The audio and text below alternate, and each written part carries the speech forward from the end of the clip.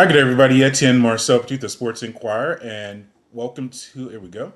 There it is. All right, this is Etienne Marcel with the Sports Inquirer, and welcome to another edition of Fighting Peaches. And we have a first-time guest joining us today, and Kennesaw State women's soccer head coach Chris Cahill. But as always, to follow everything that we do, go to the mothership, thesportsinquirer.net, premier site for news and notes in the world of sports. You can also head to our social media platforms on Twitter/X, Instagram, and Facebook. And finally, make sure you like, share, and subscribe to our audio and video host, which you all know, Spotify, SoundCloud, and all the other ones. YouTube. Can't forget YouTube. All right. And as I mentioned, we are joined by Chris Cahill, head coach of Kennesaw State women's soccer. About to bring Chris on right now.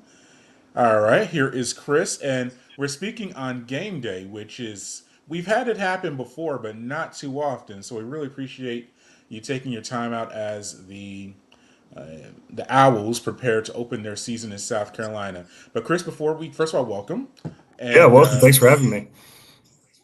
absolutely, and before we get to 2025, take us back to last season, 2024, new conference, your first year at the helm.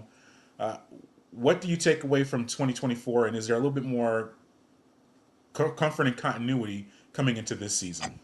For sure. There's a lot more comfort, a lot more familiarity with me, the staff, with the team for sure. Last year was a wild year for us. Something I've never experienced within our team. NCAA threw a whole bunch of wrenches at us during the season as well. But it was a I can't tell you it was a bad experience.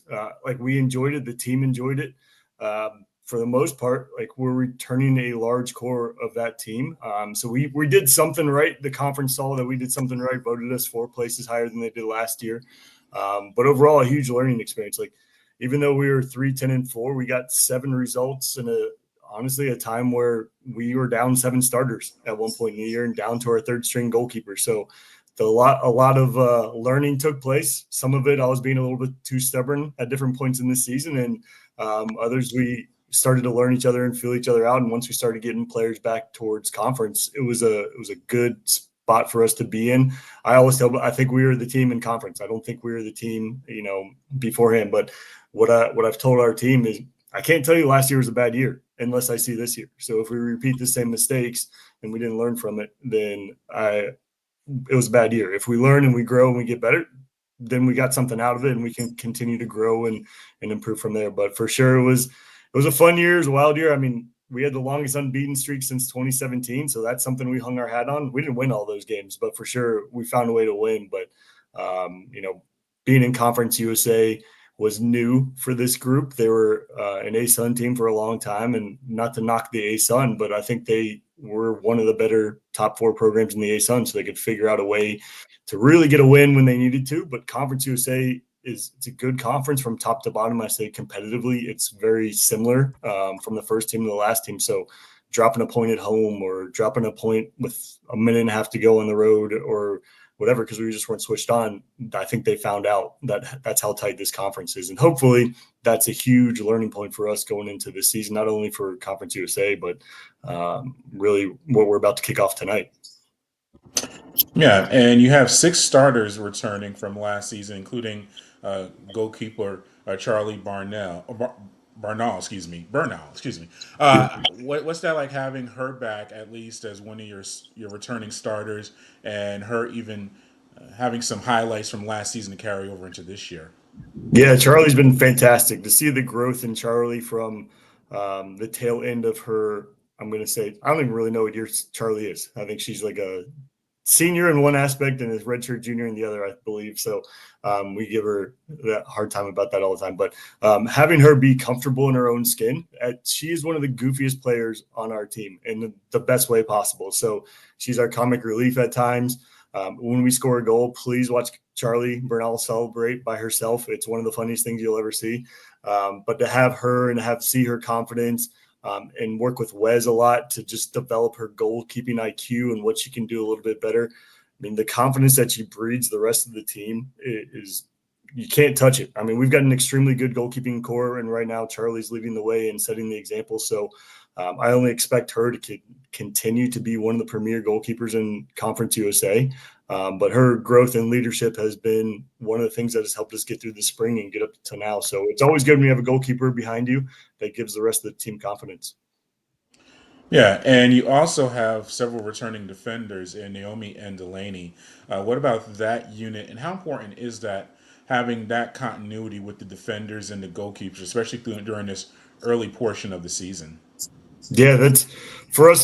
Those two positions and those two lines really match up, and I just tell them every day. I'm like, you guys got to be the generals of the team. You got to organize from the front to the back, and I really tell them the best type of soccer is the type of soccer you don't have to move. So if you can use your mouth to get people to move in front of you, then we're in a pretty good spot. So really spent a lot of time with that group, including the goalkeepers in the back line, just working on what do we see in the game, how are we going to defend pressure, how are we going to defend the ball when there's not pressure, and shifting and moving. So the relationship that they built with each other is continuing to grow. We're adding more players to that, but Naomi's one of our leaders. She's always the energy on the team. She's always the one on the bus that's creating activities for everybody. She's got jokes even in the middle of run and play. She has jokes. So like the levity that she brings to the team, but also the competitive nature that she has, and just watching and learning the game, like the passion that she has for her teammates and her team is fantastic. And Delaney Edwards, she was actually my first recruit. So when I was interim coach, I was out looking, and I was randomly showed up to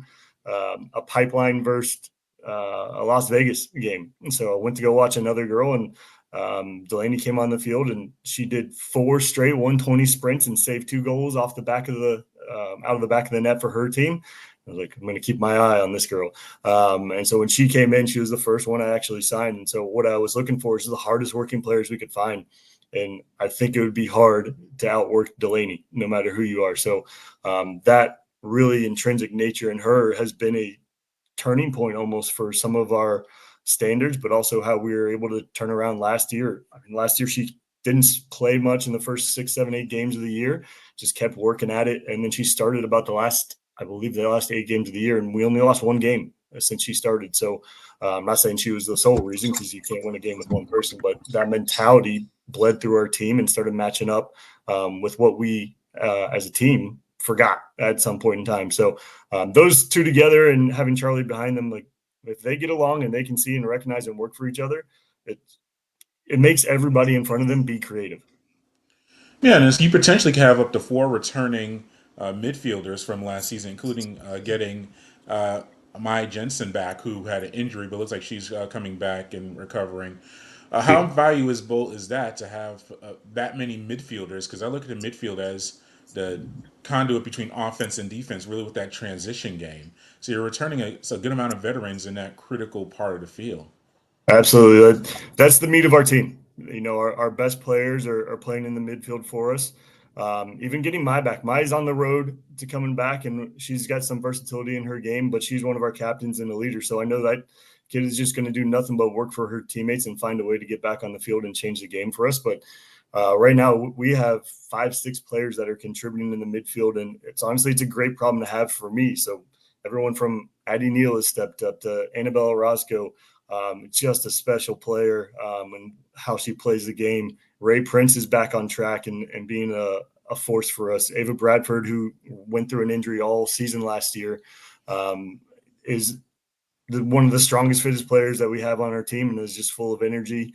Alana Nesbitt keeps the ball closer than anybody else, and maybe the conference. And when she finds times to go 1v1, she's a fun player to watch. And we have a new addition in Sydney Whitehead, who is she's a workhorse. She doesn't say much. She does everything she needs to do, and she lets everybody around her feel comfortable that there's somebody with her at all times to play. So that 4 and 5 group, even though we are returning some starters, they're all kind of new. To be honest with you, they're all coming from a different place and melting together. So to see that group really kind of flower over the spring season has been great to watch. This preseason has been awesome for them. So, and Allie Bryan, one of our captains, man, what a great story she's had from freshman to sophomore year, and figuring out and growing and now becoming a leader. And she is honestly one of the biggest points of our team. If one of her friends does something good, you will never see somebody happier to see her friend succeed. So having that mentality in our midfield to work for somebody else, but also be creative and find different ways to play the game. So those 5-6 in there, they're not robots. They're good at what they do, and they'll find ways to work together to be creative and find ways into the attacking third for sure. Yeah, and just doing the research, you have I think 8 new players on the roster, as maybe some more have coming on over the more Yeah. recently. But how do you incorporate all of those new players, and sure you mentioned some transfers as well, into your program in this era with the transfer portal, and just you don't you have maybe have one of the shorter preseasons in all of collegiate athletics. Uh, it's less than a month if that's officially anyway. Yeah. But how do you do that? And how valuable are these non-conference matchups, including ones you have in South Carolina this weekend, for getting that continuity going? Yeah, it's crucial. We are lucky enough. So one of the things that we do is we have a Big Sisters, Little Sisters program. So all of our returning players have an incoming player as their basic little sister to help them through the process of really onboarding in the school, onboarding in our team. And there's different things that we do throughout the summer that our team does together to start to learn each other. So when I get to finally coach them, they all know each other a little bit more. So that has helped us, as short as preseason is, to learn each other. Now there's still growth in that. We were lucky, and a little bit by design this year, is that both of our preseason games were at home. So we got to spend a lot of time together, a lot of training time, a lot of downtime for the kids just to get to know each other and hang out. So that has proven to be beneficial. And now we get our first road trip, and we're lucky enough to be in South Carolina. So we're opening tonight with Coastal, but right here is the beach. So they're able to have a little bit of fun last night and be in the ocean. And so finding adventures and experience for our team has helped us grow a little bit faster. And with 8 new freshmen, there is a lot of Georgia connection there, even Florida.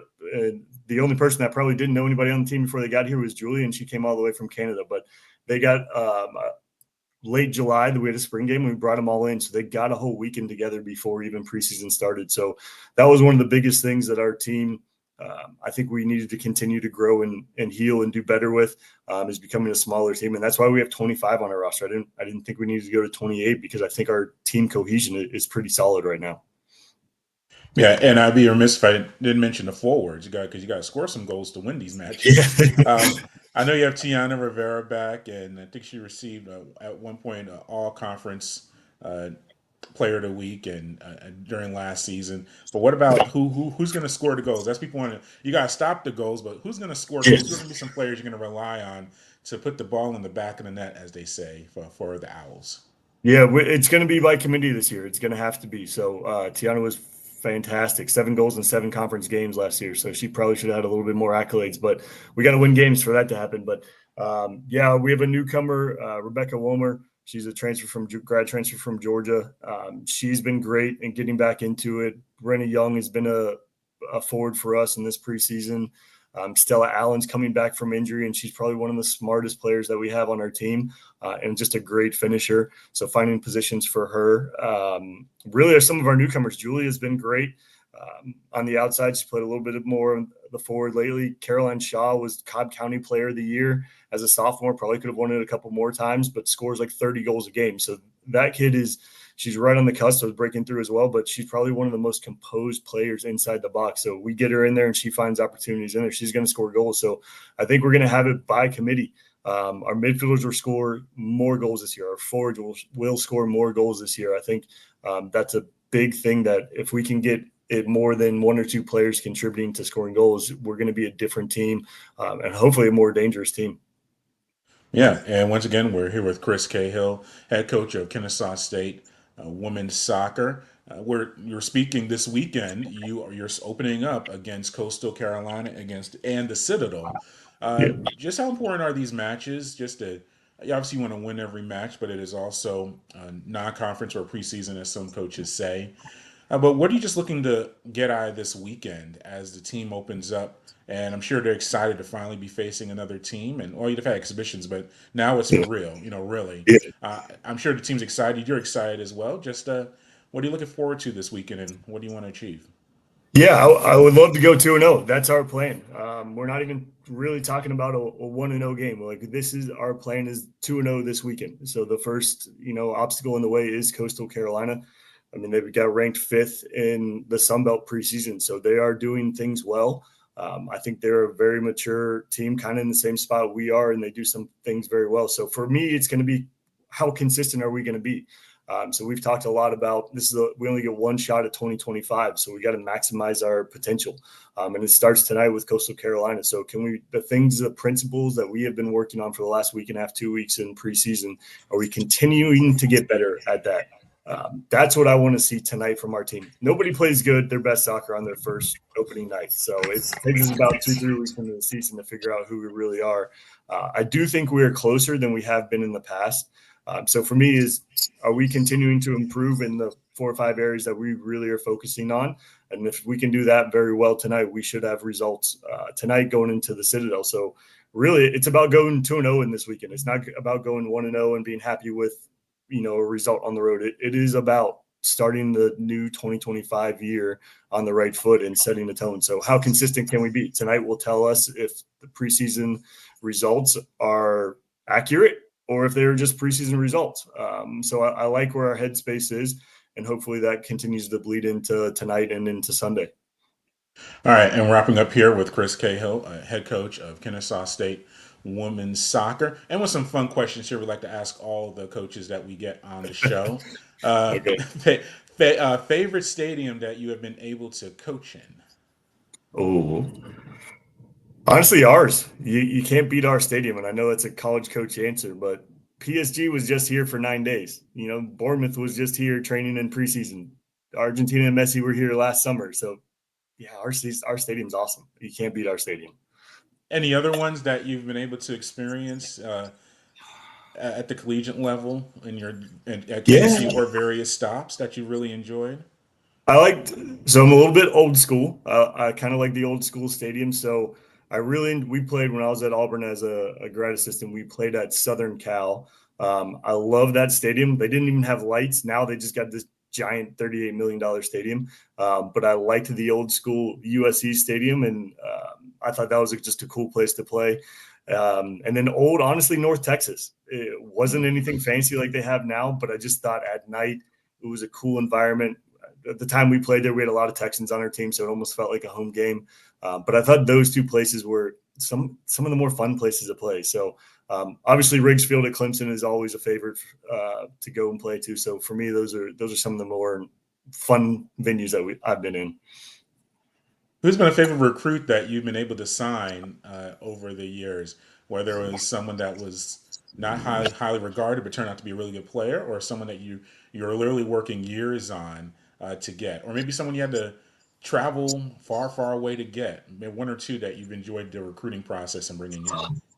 That's honestly probably the toughest question, because there's doing this 16, 17 years, you have so many good players. Like, can't knock Peyton DePriest, who played for us at Middle Tennessee. She's probably the best. She might actually be the best Conference USA player ever with what she's done. And the relationship I've had with that group and that class continues to this day. Like, I know they're coming down to when we play Middle Tennessee at the end of the year, and there's going to be 5, 6, 7, 8, 9, 10 of them that are there for the game. So to have those relationships, Kate Loy for sure has been one of the better players from New Zealand that I got to have in Middle Tennessee.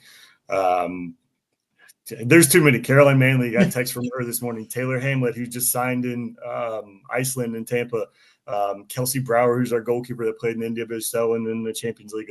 Like, these are some of the guys, like, not only have they gone on to do something well, but they're still inviting me to their weddings. They're still inviting me and sending me pictures of their kids. So, like, to have the relationship that we have with our kids. And again, still too new here to have my own recruits, but Delaney's been fun to watch and grow. Ava's been fun to watch and grow. The young guys setting a new foundation here have been so much fun, and just to see the older ones transform as well. Like, for me, this is becoming a special place, and I grew up 20 minutes from campus, so to have the connections with the local guys and bring their players back in, it's kind of nice. Like, I'm now recruiting from my coach that coached me. So Caroline Chop played there, and so it's nice to see that those connections kind of pan out. So it's been fun. I can't say there's really one, because there's too many, but they've all been a lot of fun to bring along the way and created new experiences for us.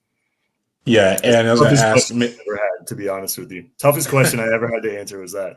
So, Oh well, they get tougher. Like your favorite uniform combination. I know that's the Oh, hardest question you're ever going to be asked. for us, I love the black, yellow, yellow. We don't get to wear it much, but I am now trying to make our team accept it, What's whether it's by black, groups yellow? What's that? Is that black top, yellow pants, yellow socks?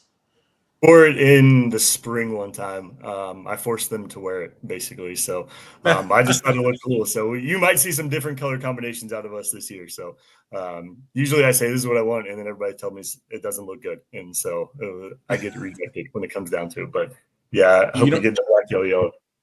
you don't get to choose the color combinations. As not really. So I have a fashion committee on our team, and so they get to Okay. choose kind of what they wear and what they want. So we have to guide them a little bit, and then my assistant Danny does a phenomenal job working with equipment. And so I do say my piece. I say, hey, I want to wear this, and then they say patterns don't match up. This is not going to wear it. And then I just say, no, we're wearing this. So it's a back and forth, but it's really honestly with the girls. It's kind of Deion Sanders, right? Look good, feel good, play good, eat good, right? Whatever they Yeah. want to wear is kind of what is all right with me. You're a benevolent coach. I appreciate that. Uh, another hard question. This actually might be something you have to think about. What's one thing in the current NCAA landscape you would like to see done better or improved on? Just from now that you're second year as head coach here at KSU, but I mean you've been in it for more than a decade now at least. So Yeah. just something with this current landscape. What's one thing you'd like to see improved on or done better, or maybe even eliminated? I mean, if we were just talking about soccer rules, I wish offsides would be altered. I think there Okay. should be a Yeah, better that's rule cool. for that. In terms of the NCAA, it's honestly there's got to be some guardrails coming in soon. It is it's going to eliminate people's jobs. It's going to eliminate players' opportunities. It already has done that. The funding, I think the bills are starting to hit some schools right now. So the funding is going to be something that is constantly looked at. I'm not saying this, Kenzo. I'm just saying in the broad picture. Like I watched Mhm. the Netflix show, the SEC Saturday football. I can't remember the actual title of it. And it's Yeah. Brian Kelly in his car talking to his agent, who's also the agent for his quarterback. And they're trying to solve Mm. how to pay his quarterback, but also keep Brian Kelly, the best players, like we lost the plot somewhere along the way. So not saying that players shouldn't get paid, but maybe it should be less of who's going to pay you $5 million to play at this school, and maybe there's a trust and you can use it afterwards. So I don't have a great answer for it, but I do think there needs to be some regulation on what we are actually doing, because ultimately we're educators trying to use someone's ability to give them a good education, to give them a step up in life. I'm all for somebody making money, but I do think there needs to be a little bit more common sense and regulation instead of who's got the biggest, fastest, strongest, deepest pockets type deal. So I miss a little bit of that competitiveness, that even though us in Georgia are different animals, we still have the same rules to play by. We just don't anymore. So that's a struggle, but I'm not saying it should be easy. I just think it should be a little bit more thought out. But I mean, I understand it. I know where we're at with the NCAA and society and survival and everything like that. So, but really, like I just try to keep the world as small as possible. Does it affect us? And if it doesn't, we still do the same thing I did 3 years ago, right? We still try to find the best players, try to win games, have fun while we're doing it, and work as hard as we possibly can to compete with the best teams and players that are out there. So it's above my pay grade. But if I was king for the day, I would try to eliminate some of the nonsense that goes on. Man, well, that's great. And I thank you for spending so much time with us on game day. Good luck against Absolutely. Coastal and Citadel, the Citadel. I appreciate Yeah, your time, and hopefully we'll have you on later on in the season. absolutely. It's great talking to you. Thank you again. That was Coach Cahill from Kennesaw State Women's Soccer. We thank him for his time. As always, to follow everything that we do, head to the mothership to sportsinquirer.net, premier site for news and notes in the world of sports. You can also go to our social media platforms on Twitter/X, Instagram, and Facebook. And finally, make sure you like, share, and subscribe to our audio and video hosts, which include YouTube, SoundCloud, Spotify, and more. And once again, it's Etienne Marcel Pursuit. Until next time, good fight, good night, and be safe.